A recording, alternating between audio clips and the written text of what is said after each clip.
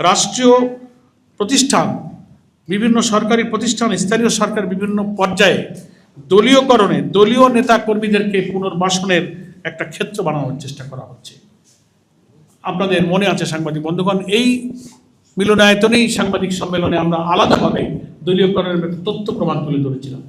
অন্তত 11টি সরকারি পদে, স্বায়ত্তশাসিত কর্পোরেশনে, ইলেকশন কমিশনে ছাত্রদল, যুবদল, বিএনপির নেতাদের পদ পদবি সহ আমরা আপনাদেরকে তথ্য দিয়েছিলাম। আমাদের কাছে আছে, আপনাদের কাছেও আছে। তারা নিয়োগ দিয়েছে। প্রত্যেকটি জেলা পরিষদের দলীয় লোক নিয়োগ করেছেন। 8টি উন্নয়ন কর্তৃপক্ষে দলীয় তারা নিয়োগ করেছেন। সিটি কর্পোরেশনগুলোতে দলীয় লোক নিয়োগ করেছেন। বিএনপির মহাসচিবকে প্রশ্ন করা হলে উনি বলেছেন যে সরকারে আমরা আছি, তো আমাদের লোক দেবো না তো কাদের লোক দেব? কিরকম জবাব হলো? তাহলে ফ্যাসিবাদী আওয়ামী লীগকে দলীয়করণের বিরুদ্ধে আমরা যে আন্দোলন করেছি, তো সেই কথাই তো আপনি বললেন।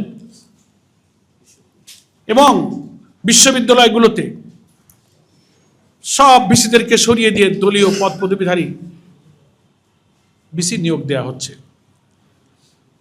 আমাদের সরকারি চাকরি বাকরির নিয়ম শর্ত অনুযায়ী তিনি যদি এর পূর্বে কোনো দল সংগঠনে থাকেন,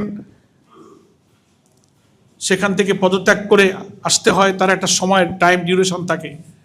ইলেকশন কমিশনের অ্যাডিশনাল সেক্রেটারি থেকে নিয়ে শুরু করে যে সমস্ত পদে নিয়োগ দেওয়া হয়েছে সরকারি পদে, তারা খোঁজ নিয়ে দেখা গেছে সেই সমস্ত পূর্বের দলীয় পদের থেকে কেউ রিজাইনও করে নাই, যায় নাই, ওনাদেরকে নিয়োগ দিয়ে দেওয়া হয়েছে।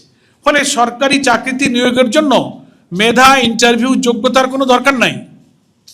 বিএনপির পদ পদবি একটা বড় কোয়ালিটি। আর তারপরে সম্প্রতি বড় বড় পদে, বড় বড় জায়গায় বিভিন্ন স্বায়ত্তশাসিত প্রতিষ্ঠানে নিয়োগ দেওয়া হচ্ছে। জামাত ইসলামীকে 11 দলকে যারা বেশি গালাগালি দিতে পারবে, তার তত দ্রুত প্রমোশন হয়ে যাচ্ছে। না আমার বলার দরকার নেই, আপনারা সব খবর রাখেন।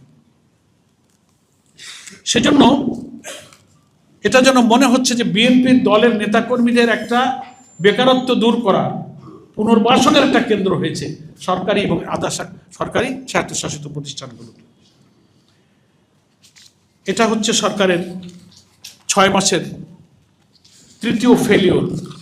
কারণ 31 দফা বিএনপির যেটা, তার 9ম দফায় আপনারা পড়ে দেখবেন, গুগলে সার্চ দিয়ে পাবেন। ওনারা বলেছেন যে আমরা ক্ষমতায় গেলে সকল প্রকার দলীয় সংকীর্ণতার ঊর্ধ্বে উঠে সকল সরকারি স্বায়ত্তশাসিত সমস্ত পদে নিয়োগের ব্যাপারে একটা সুন্দর প্রশাসনিক ব্যবস্থা গ্রহণ করা হবে।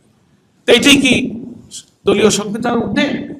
দিনব্যাপী প্রকাশিত সকল জাতীয় পত্রিকায় ছবি সহিত, আমাদের কাছে ছবি আছে, কে কোন পদে আছে, কাকে বিএনপির কোন পদে নিয়োগ দেওয়া হয়েছে। আপনাদের কাছে আমরা আগে একদিন সাপ্লাই দিয়েছি, আজকে আপনারা এখান থেকে নিতে পারবেন। বলেছি, এখানে আছে। তো এটা আমি মনে করি সরকারের বড় ব্যর্থতা। এখান থেকে সরে আসতে পারছেন না, বরং যুক্তি দিচ্ছেন যে আমরা ক্ষমতায় আছি, তো আমরা কি করব? কেন এই যে জেলা পরিষদগুলোতে তো প্রশাসক ছিল, সিটি কর্পোরেশন প্রশাসক ছিল, সেটা নন পলিটিক্যাল এবং সরকারি লোক ছিল। আপনি ইলেকটেড গভর্নমেন্ট, আপনি প্রয়োজন হলে আবার ইলেকশন দিয়ে দিতেন, নির্বাচিতরা আসতো, কিন্তু তাকে সরিয়ে দিয়ে আপনি দলীয় লোক দিলেন কেন? এতেই তো মনে হয় যে আসলে আপনি দলীয়করণই করতে চেয়েছেন।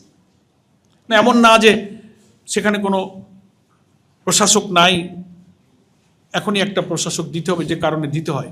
প্রশাসক সব জায়গায় ছিল এবং সরকারি প্রতিনিধি সেখানে ছিল।